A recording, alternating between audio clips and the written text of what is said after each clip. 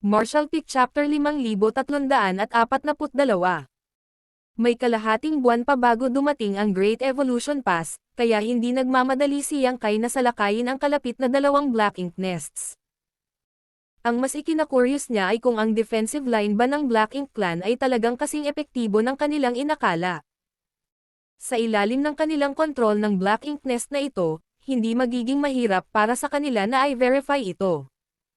Nang walang anumang pagkaantala, dumating si Yang Kai sa silid kung saan naroon ang Black Ink Pool at binuksan ang isang portal sa kanyang maliit na universo, na nagpapahintulot sa Black Ink Nest na makuha ang kanyang World Force at gamitin ito bilang isang tulay upang i-connecta ang kanilang mga kamalayan. Sa una, wala siyang naramdamang kakaiba, ngunit nang isawsaw ni Yang Kai ang kanyang isip at maingat na naramdaman ang kanyang paligid, naramdaman niyang lumalawak ang kanyang kamalayan. Hindi lamang naging bahagi niya ang Black Ink Nest, ngunit maging ang nakapalibot na kawalan ay tila abot kamay niya. Ang saklaw ng kanyang kamalayan ay ang lugar na puno ng lakas ng itim na tinte ng Black Ink Nest, kahit na mas malayo ito sa Black Ink Nest, mas lumalabo ang kanyang pangunawa. Gayunpaman, natukoy niya ang isang banyagang katawan kung ito ay pumasok sa rehiyon. Gaya ng nahulaan niya, ang defense line na nabuo ng Black Ink Strength ay nagsilbing sistema ng babala. Ito rin ang dahilan kung bakit nagpadala ang Black Ink Clan ng team para imbestigahan sila sa 2 beses na nilapitan nila sa loob ng isang partikular na hanay ng Black Ink Nests ng napakabilis. Bagamat nakuha ng Great Evolution Pass ang isang mid-rank Black Ink Nest at nagsagawa ng maraming pananaliksik tungkol dito sa mga nakaraang taon, wala silang ideya na mayroon itong ganoong function. Hindi dahil sa pabaya ang mga taong nag-aaral ng Black Ink Nest, sa halip ay ibinuhos ng humans ang lahat ng kanilang lakas sa pag-spawning ng mga subnest. Bakit pa nila iisipin ang paggawa ng Black Ink Strength? Para sa isa, ang Black Ink Strength ay lubhang mapanganib sa mga tao. Maging ang low-rank Black Ink Nest sa maliit na universo ni Yang Kai ay nagsilang lamang ng pinakamahinang Black Ink Clansmen at hindi nagdulot ng anumang Black Ink Strength na higit pa sa itinuturing niyang lubos na kinakailangan. Dahil dito, nalilimutan din ni Yang Kai ang gawaing ito ng Black Ink Nests. Pagkatapos maingat na suriin ito saglit at tiyaking wala siyang napalampas, sa wakas ay nakahinga ng maluwag si Yang Kai. Sa hitsura nito, ang linya ng pagtatanggol ng Black Ink Clan ay may 2 layunin. Una, ito ay nagsilbing detection net. Kaya kapag may pumasok na tao, ang Black Ink Clan ay maaalerto, at pangalawa, ito ay lilikha ng isang kapaki-pakinabang na kapaligiran upang labanan ang Black Ink Clan. Sa paglipas ng mga taon, ang low-rank Black Ink Nests ay patuloy na gumagawa ng Black Ink Strength, na bumabalot sa rehiyon sa palibot ng Royal City, na nagpapahirap sa mga human cultivator na makapasok sa lugar na ito. Ito ang diskarte ng Black Ink Clan para protektahan ang kanilang sarili. Kaugnay nito, kung ang babala ng Black Ink Nests ay epektibo lamang sa lawak na ito, kung gayon ang kanyang nakaraang plano ay gagana. Kung makukuha niya ang kalapit na Black Ink Nests, may lalabas na gap sa defense line. Sa oras na iyon, ang Great Evolution Pass ay makakadaan at makakasingil ng diretso sa Royal City nang hindi natukoy. Ang Black Ink Clan marahil ay hindi man lang naisip na ang Great Passes ay maaaring ilipat. Ang Great Passes ay nanatili sa lugar para sa hindi mabilang na milenya. Bagaman sila ay malakas at matatag, ginamit lamang sila para sa pagtatanggol, hindi kailanman para umatake. Ngayon, sila ay pinakilos sa unang pagkakataon. Tiyak na mahuhuli ng humans ang Black Ink Clan na walang bantay sa hakbang na ito. Higit pa rito, ang impluwensya ng Black Ink Strength sa mga tao ay lubos na mababawasan kung ang Great Evolution Pass ay kumikilos bilang isang hadlang at kalasag. Kung ang isang tao ay hindi makayanan ang pagsalakay ng Black Ink Strength, maaari lamang silang bumalik sa Great Evolution Pass at magpagaling. Ito ay hindi tulad ng dati, kung saan maaari lamang silang umasa sa mga warship. Ang mga barkong pandigma ay palaging nasa panganib na masira. Ngunit kung nais ng Black Ink Clan na sirain ang Great Evolution Pass, ito ay magiging lubhang mahirap.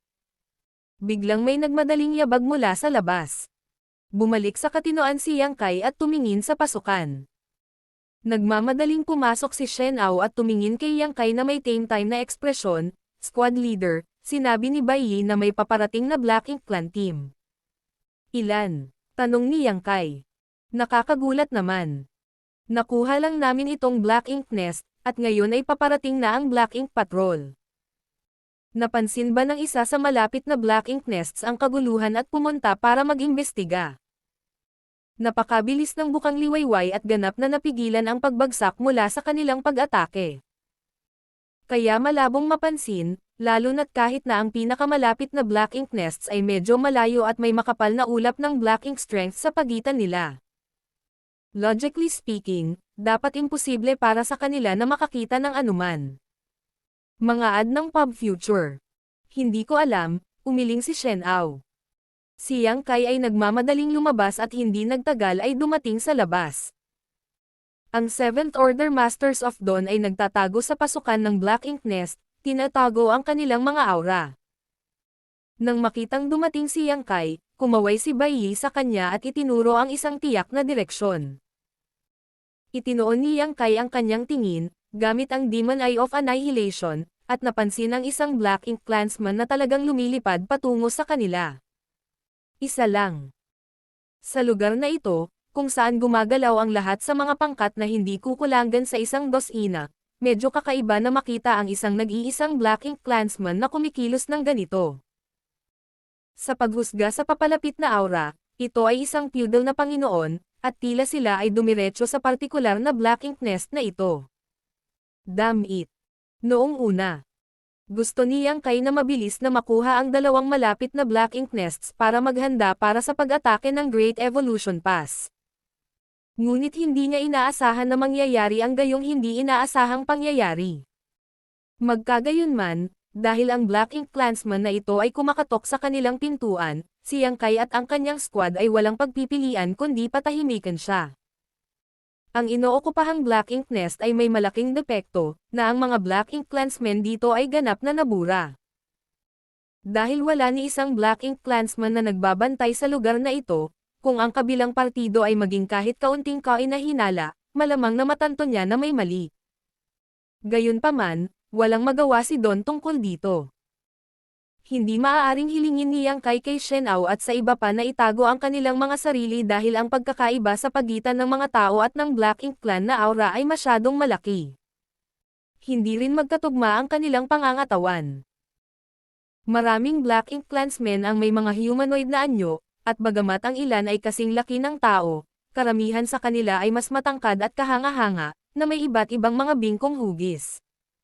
Sa gayon ang lahat ay nagpipigil ng hininga. Mabilis na lumapit ang puong feudal. Ang nakahinga ng maluwag sa lahat ay na ang kabilang partido ay tila ganap na nakakalimutan sa pagkuha ng Black Ink Nest. Mukhang hindi man lang sumagi sa isip ng individual na ito na magagawa ito ng tao. Paimpol siyang lumapit sa tila casual na paraan. Hindi nagtagal, dumating ang bagong dating sa harap ng Black Ink Nest. Sinuri ito ng feudal na Panginoon saglit bago mausisa na tumawag, Panginoong Bogao, bakit walang nagbabantay sa lugar na ito? Saan nagpunta ang mga subordinate mo? Bahagyang nagbago ang ekspresyon ni Yang Kai nang malaman niya sa unang pagkakataon na ang feudal lord na pinatay niya sa loob ng Black Ink Nest ay tinawag na Bogao. Isa pa, mukhang kilala siya ng lalaking ito. Dahil dito, na-curious si Yang Kai tungkol sa layunin ng pagbisita ng kabilang partido. Agad na nagkaroon ng ideya si Yang Kai habang tumugon siya sa paos na boses, ang linya ng depensa ay madalas na pinapasok kamakailan, kaya lahat sila ay nagsisiyasat. Si Sir Feudal Lord ay puno ng Black Ink Nest, kaya hindi siya nakasagot. Sir, pasok po kayo sa loob. Hindi niya kayang itago ang sarili bilang Bogao, kaya maaari lamang siyang magpanggap na isa sa mga nasasakupan ni Bogao. Marahil, ang kabilang partido ay hindi makakahanap ng anumang kasalanan. Tulad ng inaasahan, ang kabilang partido ay hindi naghinala ng anuman at naglakad lamang patungo sa Black Ink Nest. Gayunpaman, pagkatapos gumawa ng isang hakbang, agad siyang umatras. Nagmura si Yang Kai, nagngangalit ang kanyang mga ngipin. Ang feudal lord na ito ay medyo tuso. Pambukas na panalikop. Marahil ay wala talaga siyang napansin noon. Ngunit ang sagot ko ay nagbigay sa kanya ng kumpirmasyon na may mali, o marahil ang kawalan ng Black Ink Clansmen ay nag-alerto sa kanya, kaya nagkunwari siyang sumulong bago umatras. Sa pagkakataong ito, nahuli si Yang Kai. Sa kabutihang palad, ang reaksyon ni Yang Kai ay napakabilis. Gamit ang isang instantaneous movement, nagpakita si Yang Kai sa tabi ng feudal na Panginoon at sinuntok siya. Sa sumunod na sandali, ang feudal lord na malapit ng umatras ay biglang natigilan ng damapo ang kamao ni Yang Kai sa kanyang ulo, na naglabas ng napakalaking world force. Nakaramdam agad ng pagkahilo ang buong feudal. Ngunit hindi ito ang katapusan nito. Mahigpit na hinawakan ni Yang Kai ang kanyang kalaban at sinimulang bambahin siya ng mga suntok. Mga ad ng pub future. Lubhang naagrabyado ang feudal lord. Isa pa siyang feudal lord, pero binubugbog na siya sa puntong hindi man lang siya makalaban. Sa bawat oras na mag-iipon siya ng kaunting lakas, ito ay ikakalat ng marahas na pag-atake ng kabilang partido. Ilang sandali pa, nagluwa siya ng isang subo ng dugo nang maubos ang lahat ng kulay sa kanyang mukha. Hinawakan ni Yang Kai ang feudal lord na ito at bumalik sa Black Ink Nest sa isang iglap bago siya itinapon sa lupa na parang patay na isda. Nagkatinginan sina Shen Ao at Ning Chiji, walang imak. Lalong lumakas ang squad leader. Hindi madaling mapatay ng ordinaryong 7th Order Masters ang mga feudal lords dahil pareho silang nasa mga realms. Lalo pat mahuli ang isa ng buhay, ngunit nagawang agawin ni Yang Kai ang kabilang partido na parang isang walang magawang bata. Nagulat man sila ay hindi huminto ang kanilang mga kamay. Sunod-sunod na ipinadala ang mga seal, na naghihiwalay sa Black Ink Nest mula sa labas ng mundo. Matapos ang isang dosenang paghinga, dahan-daang nanambalik ang pakiramdam ng kalahating patay na feudal lord. Ipinilig niya ang kanyang ulo at idinilat ang kanyang mga mata, at nakita niya ang ilang tao na nakatitig sa kanya. Ang feudal na Panginoon ay nasa tabi ng kanyang sarili sa pagkabigla. Ipinatawag ni Yang Kai ang kanyang Asher Dragon Spear gamit ang kanyang kamay at itinutok ito diretso sa mga mata ng kabilang partido, mayabang na nagtanong, gusto mo bang mabuhay o mamatay? Ang feudal na Panginoon ay hindi nang ahas na kumilos at nanatiling tikom ang kanyang bibig, naramdaman ang talas ng Asher Dragon Spear. Kung gusto mong mabuhay, sagutin mo ang mga tanong ko at baka iligtas kita. Ilang beses na nagbago ang ekspresyon ng feudal lord bago siya nagngingit at sumigaw, kalimutan mo na, wala kang mapapala sa akin. Napagtanto din niya na ang kabilang partido ay walang intensyon na iligtas ang kanyang buhay. Malinaw na gusto nilang makakuha ng impormasyon mula sa kanya, ngunit ang humans at ang Black Ink Clan ay hindi kailanman maaaring magkasabay. Paano kung ibinigay niya sa kanila ang impormasyong gusto nilang malaman? Kapag tapos na sila sa kanya, walang alinlangan na mamamatay siya. Baka magpakamatay na lang siya. Pagkasabi nito, ang lakas ng itim na tinte sa kanyang katawan ay nagsimulang tumalon habang siya ay nagpakawala ng mahinang dagandong at sinisingil niya si Yang Kai. Ipinakos siya ng sibat ni Yang Kai sa lupa habang umaagos ang itim na dugo mula sa kanyang mga sugat. Gusto mo bang mamatay? Hindi ganoon kadali. Ang unang paglabas ng kabanatang ito ay naganap sa site ng Nive 3LB1N. Nilinggan niya ang kanyang ulo at sumigaw, Blood Crow. Lumitaw si Blood Crow sa deck at mapagkunwari na tumingin sa feudal na Panginoon. Ipaubaya ko na siya sayo. Alisin mo ang lahat sa kanya. Habang nagsasalita, inihagis niya ang feudal na Panginoon kay Blood Crow gamit ang isang putik ng kanyang sibat. Nagliwanag ang mga mata ni Blood Crow nang biglang nagbago ang kanyang anyo sa isang kumukulong masa ng ambon ng dugo na sumugod patungo sa feudal na Panginoon. Isang tingin ng takot ang lumitaw sa mga mata ng feudal na Panginoon, sa kabila ng pagiging handa para sa kamatayan. Hindi siya natatakot na mamatay, kung hindi, ang ugali niya ay hindi sana ganoon katigas ang ulo ngayon. Gayunpaman, may pagkakaiba sa paraan ng pagkamatay ng isa. Bagamat hindi niya alam kung anong pamamaraan ang nilinang ng tao na ito na pinangalan ng Blood Crow, ang hitsura ng Blood Sea na ito ay nagbigay sa kanya ng labis na hindi magandang pakiramdam. Tumibok ito ng mapang-akit na aura na hindi mas mababa sa ibinigay ng Black Ink Strength. Ang dagat ng dugo ay nagpatuloy sa pag-ikot, nang hindi gumagawa ng kahit katiting na ingay. Inalis ni Yang Kai ang Asher Dragon Spear. Yumuko si Shen Ao at Bam-ulong, okay lang ba, gawin mo ito. Bahagyang bam-antong hininga si Yang Kai, ano ang magagawa ko kung pipilitin niya? Sa halip na hayaan siyang kumain sa larangan ng digmaan, mas mabuti pang hayaan ko siyang mabusog ngayon.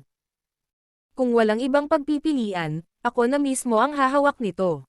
Habang nagsasalita siya, bumungad sa kanyang mukha ang pagpatay na layunin.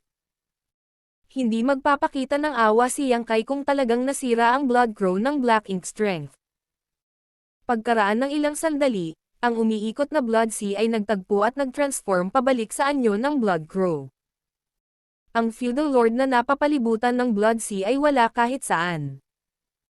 Maaliwalas ang mukha ni Blood Crow dahil halos hindi niya mapigilan ang blood chi sa kanyang katawan. Matapos lumunin ang mahigit 100 ng Black Ink Clansmen's blood essences.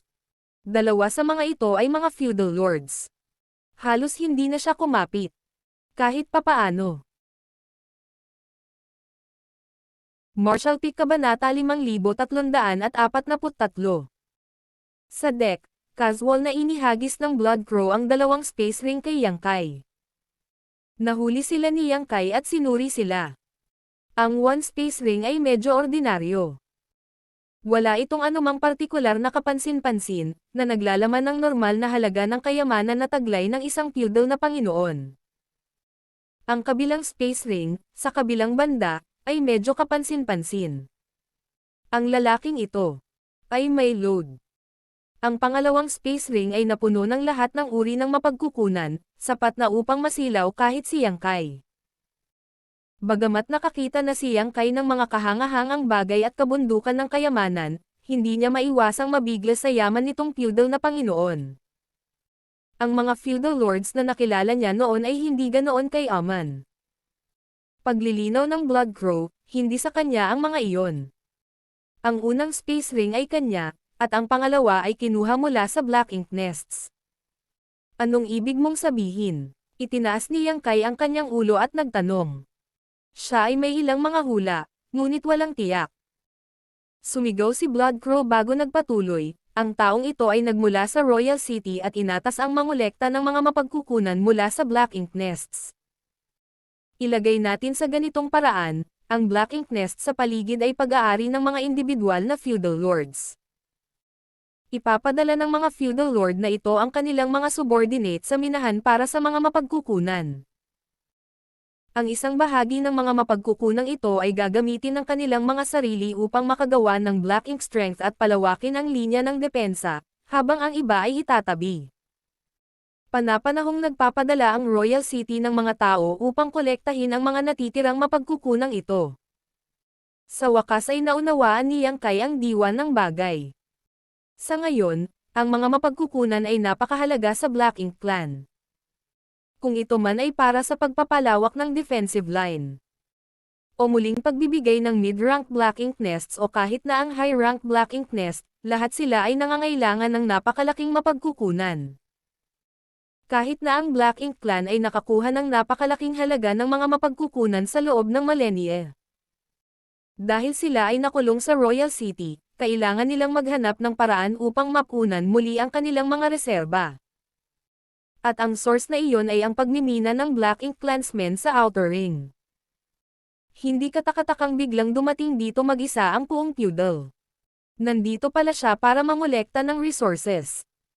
Sa paghusga sa mga item sa pangalawang space ring, malamang na marami na siyang napuntahan na Black Ink Nests. Ano pa? Tanong ni Yang Kai. Sumagot si Blood Crow, mayroong humigit kumulang 20 o 30 tao ang namamahala sa pagkolekta ng mga mapagkukunan tulad niya, lahat sila ay nakakalat sa iba't ibang direksyon. Tulad ng alam mo, ang linya ng depensa ng Black Ink Clan ay medyo malawak, at medyo malayo sa Royal City, kaya kailangan nila ng napakaraming tao upang maisagawa ang gawaing ito. Ang mga Panginoon ng teritoryo ay hindi mag-aabala na gumawa ng isang bagay na nakakapagod gaya nito, kaya't umalis ang mga feudal na Panginoon. Bahagyang tumango si Yang Kai. Ito ay naiintindihan. Bukod dito, hindi lang ito ang dapat na dahilan. Ang mga Panginoon ng teritoryo ay natakot din kay Old Ancestor Xiao Xiao at walang ideya kung kailan siya biglang lilito upang umatake. Mas magiging ligtas sila sa Royal City kaysa sa labas ng mag-isa.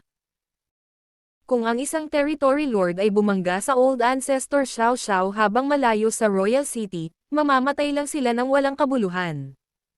Kawili-wili. Isang ngiti ang lumitaw sa mukha ni Yang Kai nang bigla niyang naisip na magagamit niya ng husto ang pagkakataong ito.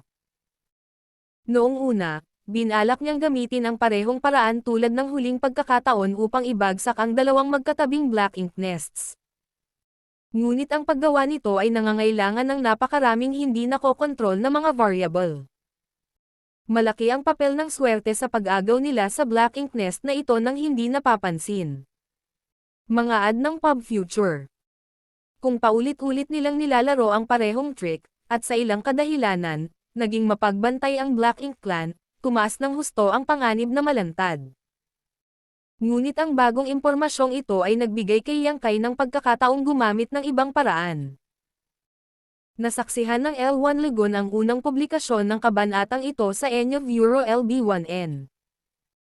Maaari lamang siyang magpanggap bilang isang feudal na Panginoon na ipinadala ng Royal City upang mangolekta ng mga mapagkukunan. Lumingon si Yang Kai kay Shen Ao at nagutos, magpadala ng mensahe kina Chai Fang at Magao. Sabihin sa kanila na itigil ang paglilikot sa labas at pumunta rito. Gayun din, subukang makipag-ugnayan kay Yao Kangcheng at paalisin din sila.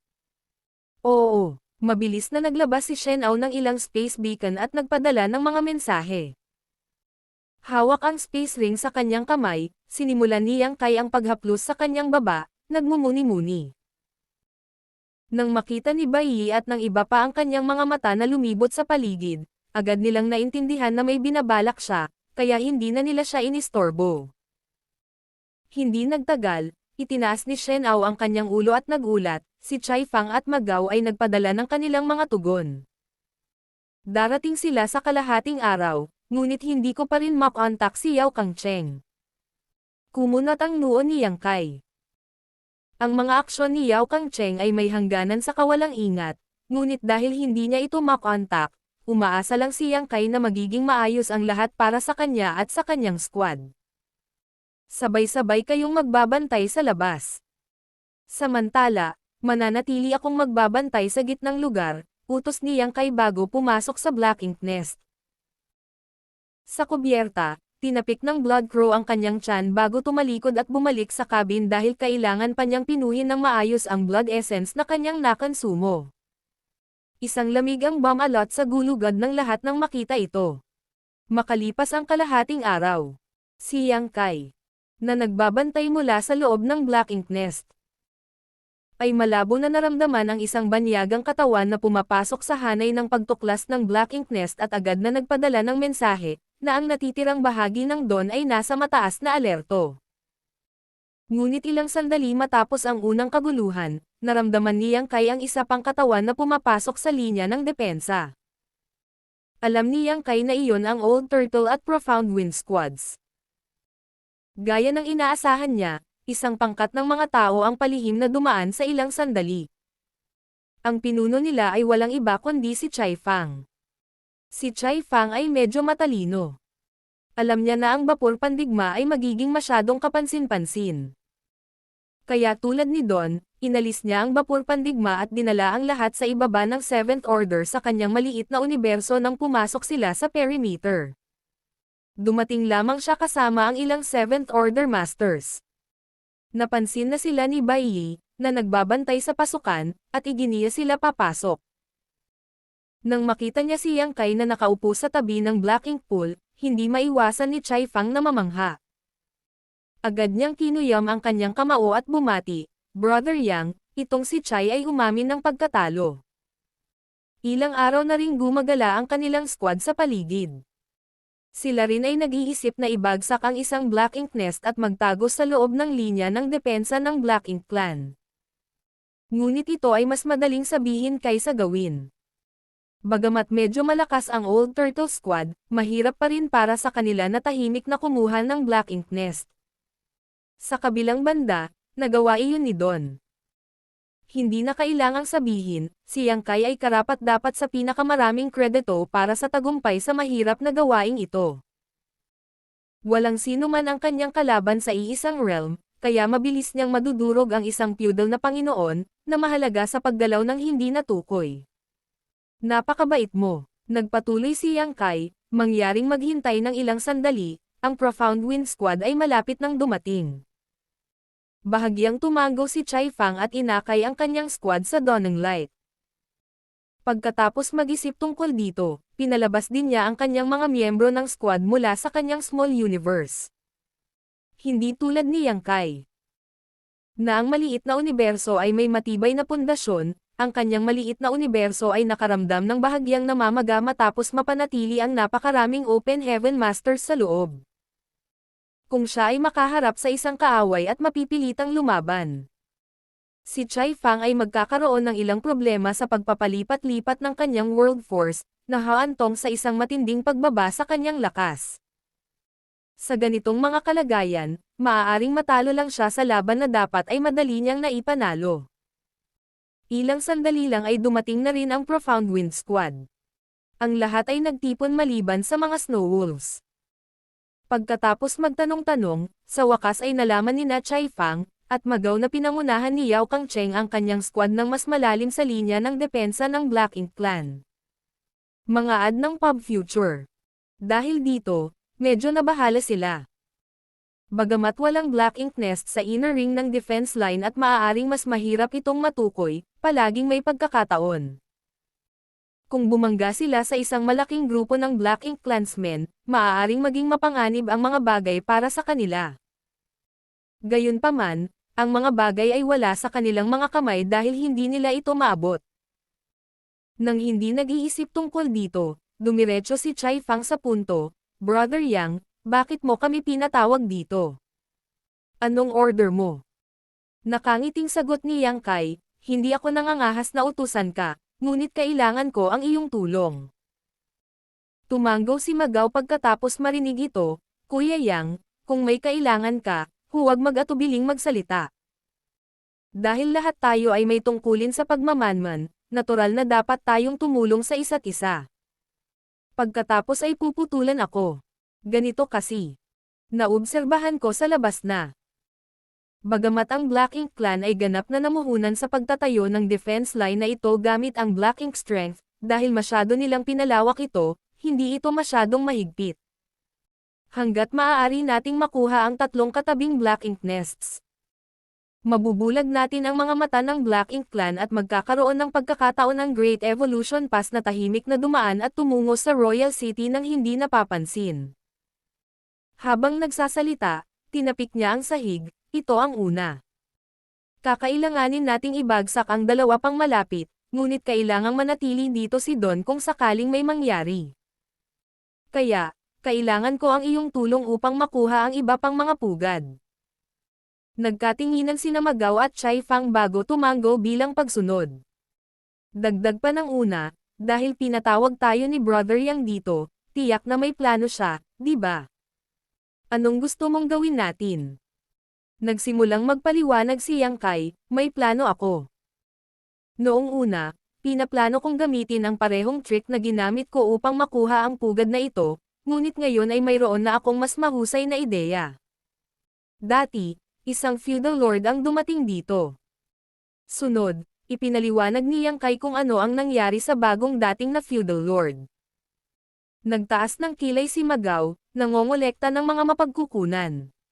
Si Chai Fang ay hindi lahat ng bronze at walang utak. Sa halip siya ay medyo matalas. Kaya agad niyang naintindihan kung ano ang nasa isip ni Yang Kai, gusto ni Brother Yang na magkaila bilang isang taong nangongolekta ng mga supply at hayagang lumapit sa dalawa pang Black Ink Nests. Panipi. Tumango si Yang Kai, imbes na magpalusot at posibleng itaas ang bantay ng kabilang partido, mas mabuting kumilos ng buong tapang. Sa katunayan, Sigurado ako na hindi mangyayari sa nagbabantay ang Black Ink Clansmen na ang taong lumalapit sa kanila ay tahasang may masamang intensyon sa kanila. Sumang-ayon si Magaw. Pero Kuya Yang, may problema pa rin. Ayon sa sinabi mo, ang nangongolekta ng mga gamit ay isang feudal na Panginoon. Kung ikaw ay magtatago ng iyong sarili, maaari mong itago ang iyong sarili bilang isang Black Ink Disciple, na magiging kaina-hinala pa rin. Si Yang Kai ay nagbalat kayo bilang isang Black Ink Disciple ng higit sa isang beses. Bukod sa kanya, walang ibang makakagawa nito dahil wala silang Black Ink Strength, ngunit iba si Yang Kai. May Black Ink Nest pa ang kanyang small universe sa loob, kaya hindi nahirapan para sa kanya na mag-withdraw ng ilang Black Ink Strength. Nakangiting paliwanag ni Yang Kai, mga 20 hanggang 30 katao ang nangongolekta ng mga supply, at hindi ko akalain na lahat sila ay magiging mga feudal lords. Kung magtatanong ang ilang Black Ink Clansman, may dahilan ako. Hanggat maaari akong magkaroon ng pagkakataon na lapitan ang feudal na Panginoon na nangangasiwa sa Black Ink Nest, nasa kalagitnaan na tayo ng tagumpay. Para kay Yang Kai, ang tanging problema ay kung paano lumapit sa Black Ink Nest. Hanggat makakalapit siya sa Black Ink Nest nang hindi nag-a-alarm, ang iba ay madali. Noong pinamunuan niya ang kanyang squad dito, tuluyan na niyang binaliwala ang Black Ink Clansmen sa paligid at dumiretso na siya sa Black Ink Nest dahil natatakot siya na ang feudal lord na in charge ng nest ang magpapatunog ng alarma. Sa kabutihang palad, ang kabilang partido ay medyo maluwag, marahil ay hindi kailanman inaasahan na ang isang tao ay magiging napakalakas ng loob na direktang sumingil sa kanyang Black Ink Nest. Ngunit hindi mailagay ni Yang Kai ang kanyang pag-asa sa kapabayaan ng iba para sa susunod na 2 Black Ink Nests. Ito ay mas mahusay na ang lahat ay nasa ilalim ng kanyang kontrol. Ang mga tropa ng Black Ink Clan na nakatalaga sa bawat Black Ink Nest ay medyo malakas, na may higit sa isang feudal lord na nakatayong bantay. Dahil kailangan ni Yang Kai na tumuon sa pakikitungo sa Master of the Black Ink Nest, kailangan niya ng tulong para pangalagaan ang iba pang Black Ink Clansmen. Dahil kinailangan ni Don na manatili dito, wala siyang ibang pagpipilian kundi humingi ng tulong sa Old Turtle at Profound Wind Squads. Dahil pinag-isipan ng mabuti ni Brother Yang ang mga bagay-bagay, makikipagtulungan kami sa iyo. Kung paano tayo dapat kumilos, sana ay naplano na ni Kuya Yang ang lahat, mabilis na pagsang-ayon ni Magaw. Pero syempre, nakabuo si Yang Kai ng kompletong plano at mabilis na ipinaliwanag ito sa kanila. Paulit-ulit na tumanggaw sina Magaw at Chai Fang nang marinig nila ang plano. Nakita nila na ito ay lubos na magagawa. Magiging isang piraso ng cake ang ibagsak ang 2 katabing Black Ink Nests kung magiging maayos ang lahat. Sa katunayan, kung mayroon silang sapat na lakas tao, maaari nilang makuha ang marami hanggat gusto nila. Ngunit kung marami silang nakuha, maaari silang maglantad ng ilang mga kapintasan. Kaya, ito ay hindi palaging isang magandang bagay na gawin ang mga bagay na malayo. Pagkatapos ng maikling talakayan, tumayo si Yang Kai at sinabi, hindi tayo dapat mag-antala. Aalis na ako, lahat, hintayin mo ang signal ko. Tumanggaw sina Magaw at Chai Fang bago humimok, Brother Yang, mag-ingat. Kumaway si Yang Kai at lumipad palabas ng Black Ink Nest. Dumiretso sa katabing rehiyon. Martial Peak Kabanata 5344. Kadalasan, ang isang Black Ink Disciple ay hindi naiiba sa isang ordinaryong tao. Kaya hindi kailangan ni Yang Kai na hayagang gamitin ang Black Ink Strength sa kanyang maliit na universo para magkaila ang kanyang sarili. Kung gagawin niya iyon, maglalantad siya ng malaking kapintasan. Gayunpaman, may isang bagay na kailangan niyang bigyang pansin. Ang Black Ink Disciples sa Great Evolution Theater ay 30 milenya na ang naglilinang, kaya ang mga nakaligtas ay nalagpasan ang kanilang likas na tanikala. Sa madaling salita, karamihan sa mga Black Ink Disciples na ito ay may mga kakatwang deformidad. Nakita ni Yang Kai ang marami sa mga Black Ink Disciples na ito, at lahat sila ay may ganoong katangian. Kung gusto niyang magkaila bilang isang Black Ink disciple, kailangan niyang bigyang pansin ito. Sa kabutihang palad, hindi ito mahirap para sa kanya. Habang tahimik niyang ginagalaw ang lakas ng itim na tinte sa kanyang maliit na universo at iniipon ito sa kanyang leeg. Na naging sanhi ng pagumbok ng laman doon, na nagbibigay ng impresyon ng isang tumor. Kasabay nito, ang lakas ng black ink sa paligid niya ay naging mas mayaman at mas siksik. Kahit sinong makakita nito ay hinding-hindi maiisip na siya ay isang normal na tao. Tahimik na kinakalkala ang distansya sa pagitan nila. Tumawid si Yang Kai sa hangganan sa pagitan ng dalawang magkatabing black ink nest sa loob lamang ng 2 oras, tumungo sa katabing teritoryo ng black ink nest. Hindi nagtagal pagkatapos niyang tumawid sa hangganan, nakita niya ang isang pangkat ng Black Ink Clansmen na papalapit sa kanya. Malinaw, napansin nila ang kanyang panghihimasok at dumating upang mag-imbestiga. Hindi sinubukan ni Yang Kai na iwasan sila, sa halip ay tumungo siya sa kanila. Ang kabaligtaran na partido ay naging medyo mapagbantay, ngunit pagkatapos na makita ang malayong hitsura ni Yang Kai, ang ekspresyon ng feudal na poong namumuno sa koponan ay lumuwag. Nang magkita ang magkabilang panig, mapagpakumbaba na kinuyam ni Yang Kai ang kanyang kamao, pagbati, Sir. Kahit na ang lakas ng isang 7th Order Black Ink Disciple ay katulad ng sa isang feudal lord. Medyo mababa pa rin ang status ng isang Black Ink Disciple sa Black Ink Clan, kaya naramdaman ni Yang Kai na hindi problema na tawagan ang individual na ito ng Asir. Bahagyang tumango ang feudal lord bago mausisa na nagtanong, narito ka ba para mangolekta ng mga supply? Opo, Ginoo, sagot ni Yang Kai. Palihim na nakahinga ng maluwag si Yang Kai. Noong siya ay nag-iimbestiga sa nakaraang feudal lord's space ring, alam niya na ang feudal lord ay nakapunta na sa maraming black ink nests, kung hindi sana maraming materyales sa loob. Talagang natakot si Yang Kai na narito na ang feudal lord. Kung ganoon, tiyak na magiging kaina-hinala kung may dumating na ibang tao upang mangolekta ng mga supply kaagad pagkatapos. Sa hitsura nito, wala pang pumunta dito para mangolekta ng mga gamit. Tanong ng feudal lord, medyo nalilito, paano si Gyuka? Hindi ba siya ang may pananagutan sa rehiyong ito? Ang feudal lord na kinain ng Blood Crow ay tila tinawag na Gyuka. Ang Black Ink Clan ay may napakakakaibang estilo ng pagbibigay ng pangalan, napaka-archaic nito, medyo iba sa mga tao ng kasalukuyang panahon.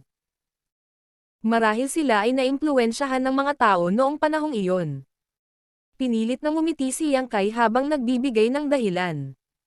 Sinabi ni Sir Gyuka na mayroon siyang ibang bagay na dapat asikasuhin. Kaya hiniling niya sa akin na pumunta dito sa kanyang lugar. Pagkatapos ay huminto siya sa isang buntis bago bamulong, Sir Din. Alam niya kung paano kumikilos ang matandang ninuno, paano kung hindi niya natapos ang pangungusap.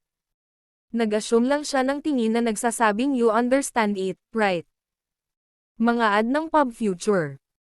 Nang marinig ito, napangiti ang feudal na Panginoon, marunong talaga ang lalaking iyon kung paano kumanta. Hindi ba siya natatakot na sisihin siya ng mga nakatataas? Sa totoo lang, ang bawat Black Ink Clansman sa Outer Ring ay natatakot sa biglaang pagdating ng Old Ancestor, at hindi ito tulad ng nangyari noon. Sa tuwing darating ang matandang ninuno, lilipulin niya ang bawat Black Ink Clansman sa kanyang landas. Nagse-set up sila ng Black Ink Strength Defense Line, ngunit ang nakatagong katotohanan ay nagkakaroon din sila ng malaking panganib. Si Gyuka ay natakot sa Old Ancestor at hindi nang ahas na umalis sa Royal City. Kaya, makatwiran para sa kanya na mag-utos ng Black Ink Disciple para tumulong sa kanyang mga tungkulin. Sumunod ka sa akin, sabi ng feudal lord bago tumalikod at lumipad pabalik. Tumango si Yang Kai bago lumipad ng balikat sa feudal na Panginoon. Samantala, nakipagsabayan din siya sa mga kasiyahan, papuri at pasasalamat sa kabilang partido sa pagsusumikap nitong mga araw. Siya ay ganap na kumikilos tulad ng isang Black Ink Disciples. Ang feudal na Panginoon ay tila madaldal din. Nang makitang pamilyar si Yang Kai, nagsimula rin siyang makipag-chat sa kanya. Ngunit si Yang Kai ay naglabas lamang ng ilang walang kwentang kalokohan at hindi nang ahas na subukang kumuha ng anumang impormasyon, baka ilantad niya ang kanyang sarili. Pagkaraan ng ilang saglit na paglalakad, ang feudal lord ay casual na nagtanong, aling teritoryo ang Black Ink Disciple ng Panginoon. Nagsimulang tumunog ang mga warning bell sa puso ni Yang Kai. Hindi niya alam kung sinusubok ba siya ng kabilang partido o nagtatanong lang. Ang biglaang tanong ay hindi rin nagbigay sa kanya ng maraming oras upang magnilay-nilay, kaya sumagot si Yang Kai sa casual na paraan, ako ay nasasakupan ni Sir Chekong. Medyo mataas ang posisyon ng Chekong Territory Lord sa Black Ink Clan. Noong huling digmaan sa pagitan ng Great Evolution East-West Army at ng Black Ink Clan sa Royal City. Si Chekong ay ginawang army commander ng Royal Lord, kaya makatuwiran para sa kanya na magkaroon ng maraming Black Ink Disciples sa ilalim niya. Mahirap paniwalaan na ang feudal na puong ito sa labas ay kilala silang lahat. Maging si Yang Kai, na gumugol ng maraming taon sa Blue Sky Pass, ay hindi kilala ang lahat ng mga sundalo ng Blue Sky Pass.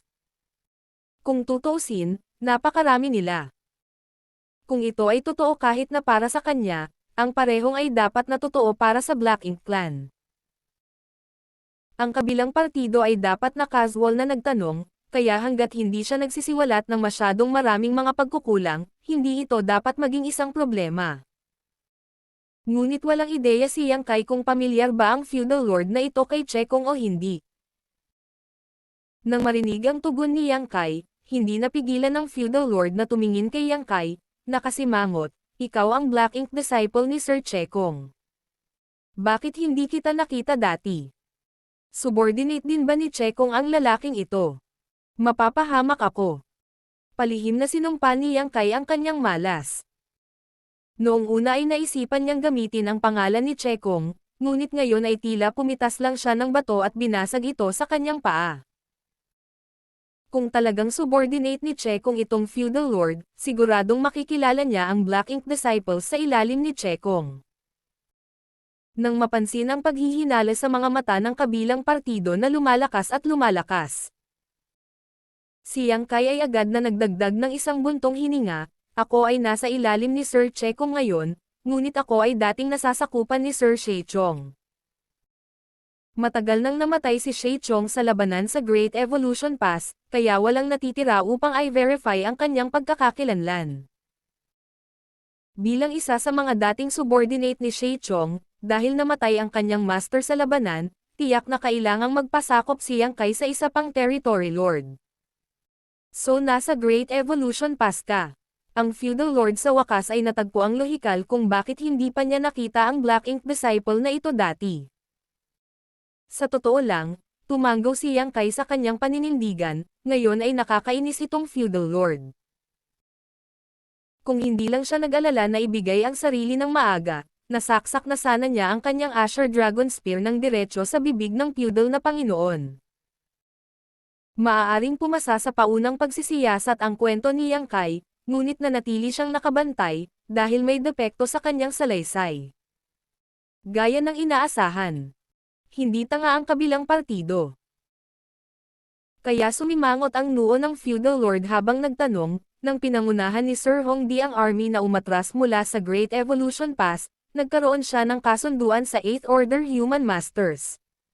Sa oras na iyon, hindi lang kailangan niyang iwan ang sarili niyang Black Ink Nest, kundi kailangan din niyang iwanan ang lahat ng 7th Order Black Ink Disciples.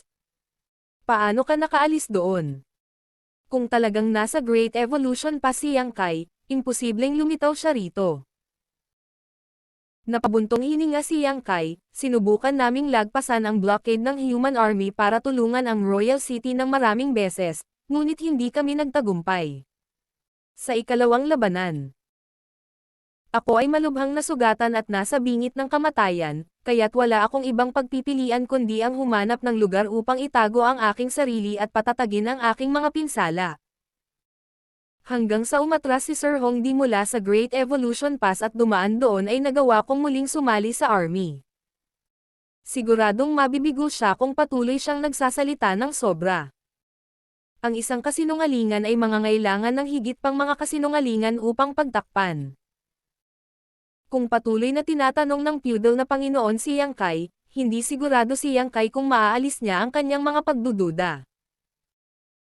Bakas sa mukha niya ang kalungkutan habang bumantong hininga, nakipag-away kami sa Great Evolution Pass, at nawalan ng hindi mabilang na territory lords. Ayan, langgam lang ang isang 7th Order Black Ink disciple na tulad ko. Himala na nga na nakaligtas ako. Mga ad ng pub future. Ang kanyang mga salita ay tila nakaantig sa puso ng kabilang partido, na nagpakawala ng isang mahaba, malungkot na buntong hininga, ganoon din sa Royal City, maging si Sir Royal Lord. Kalimutan mo na ito, huwag na nating pag-usapan pa ito. Malaki pa rin ang banta ng humans sa Black Ink clan ko, pero sooner or later, buburahin natin sila. Hindi napigil ang tumanggaw ni Yang Kai, tiyak na darating ang araw na iyon. Ngumisi si Yang Kai sa kanyang puso. Dahil gusto ng Black Ink clan na lipulin ang mga tao, bakit nila hahayaang mabuhay ang Black Ink disciples? Ang puot sa pagitan ng dalawang lahi ay hindi mapagkakasundo hanggang sa punto na wala na silang pag-asa na magkakasamang mabuhay sa malawak na universo na ito. Ang feudal na Panginoon ay nanatiling tahimik sa natitirang bahagi ng paglalakbay. Si Yang Kai ay higit na masaya sa kanyang sitwasyon. Mula sa saloobin ng kabilang partido, malinaw na hindi siya nagdududa kay Yang Kai. Ngayon, kalahati ng kanyang plano ay nagtagumpay, ang natitirang kalahati ay depende sa kung matagumpay niyang makuha ang Black Ink Nest. Ilang sandali pa, dumating ang Black Ink Clan team bago ang Black Ink Nest. Ang feudal na Panginoon ay tumalikod at pinayuhan si Yang Kai, maghintay ka rito, ang mga supply ay nasa Maobo. Pupunta ako at dadalhin sila sa iyo. Maraming salamat, sir. Bahagyang tumanggaw si Yang Kai. Maobo ang tila pangalan ng feudal na Panginoon na namamahala sa Black Ink Nest na ito, ang master ng lugar na ito. Ang pinuno ng pangkat ng Black Ink clan na nagdala sa kanya dito ay malamang na isang subordinate ni Maobo. Matapos gumugol ng ilang oras sa Black Ink clan, nagkaroon si Yang Kai ng kaunting pag-unawa sa kung paano gumagana ang kanilang hierarchy. Mayroong napakaraming mga feudal na Panginoon sa ilalim ng utos ng isang territory lord, mula sa ilang dosina hanggang 100 o higit pa. Ngunit hindi hihigit sa 30 feudal lords ang magkakaroon ng sarili nilang Black Ink Nest. Karamihan sa mga feudal lords ay walang sariling Black Ink Nest. Sa ilalim ng normal na mga pangyayari. Ang mga feudal lord na ito na walang Black Ink Nest ay pipiliin na magpasakop sa mga may Black Ink Nest, na maaaring ituring bilang isang superior at subordinate na relasyon, ngunit isa ring kooperatiba. Kung tutuusin, gusto rin ng mga feudal lords na may Black Ink Nest na maging mas malakas ang kanilang mga teritoryo. Sa ganitong paraan, kapag sila ay tinawag na lumaban sa human race, hindi lamang sila makakapagpakita ng higit na lakas, ngunit mas mapoprotektahan din nila ang kanilang sarili. Ang master ng unang Black Ink Nest na inookupahan ni Don ay tinawag na Bogao, ngunit may isa pang feudal lord sa Black Ink Nest, na nilamon ng Blood Crow. Ang sitwasyon ay halos kapareho sa Black Ink Nest dito. Iniskan ni Yang Kai ang buong Black Ink Nest gamit ang kanyang Divine Sense at nalaman na dalawa lang ang feudal lords dito. Ang isa ay ang nagpabalik sa kanya ngayon, habang ang isa ay ang namamahala sa Black Ink Nest na tinatawag na Maobo. Para sa iba, lahat sila ay high-rank at low-rank Black Ink clansmen. Hindi rin sila masyadong marami, mga 50 ang kabuuan. Ito ay gagana. Mas mabuti pa kung lumabas si Maobo sa Black Ink Nest. Habang siya ay nagmumuni-muni, bumalik ang Black Ink Clan Feudal Lord at inabot kay Yang Kai ang isang space ring, ito ang mga supply. Kinuha ito ni Yang Kai at nagkunwaring sinusuri ito bago itabi. Malamang, ang Black Ink Clan ay hindi maglalakas loob na mangurakot pagdating sa usaping ito. Ikinulong ang kanyang kamao, hinarap ni Yang Kai ang feudal lord, maraming salamat, pupunta ako sa susunod na lokasyon. Tumango ang feudal na Panginoon bilang tugon. Tumalikod si Yang Kai para umalis. Ngunit pagkatapos ng ilang hakbang, bigla siyang tumalikod. Hinampas ang kanyang ulo. Ang tanga ko, nakalimutan kong sabihin sa iyo ang isang bagay. Ang N0V3 Larialm ay ang platform kung saan unang inihayag ang kabanatang ito sa N0V3L, V1N. Ang feudal na Panginoon ay nagtanong, ano ito? Tahimik na luminggalinga si Yang Kai sa paligid bago nagpatuloy sa mahinang boses, nalaman ni Sir Territory Lords kung paano lumilitaw at nawawala ang matandang ninuno. Bago pumunta rito, inutusan ako ni Sir Che kung naipaalam ito sa mga feudal na Panginoon, para lahat ng nasa labas ng ring ay makapagsagawa ng magkasanib na investigasyon upang mahanap ang anumang kainahinala. Nang marinig ito, nagningning ang mga mata ng feudal lord matapos itong marinig, nahanap na ng mga territory lord ang dahilan. Sa paglipas ng mga taon, ang Black Ink Clan ay dumanas ng maraming pagkatalo sa kamay ng matandang ninuno, ngunit hanggang ngayon, hindi pa rin nila naiisip kung paano siya nakarating at umalis na parang multo. Ito ay hindi lamang isang tinak sa mga puso ng Royal Lord at Territory Lords, ngunit isang pinagmumulan din ng matinding takot para sa mga panlabas na singsing na feudal lords. Kung may isip man lang nila ito, hindi na sila matatakot sa mga tao.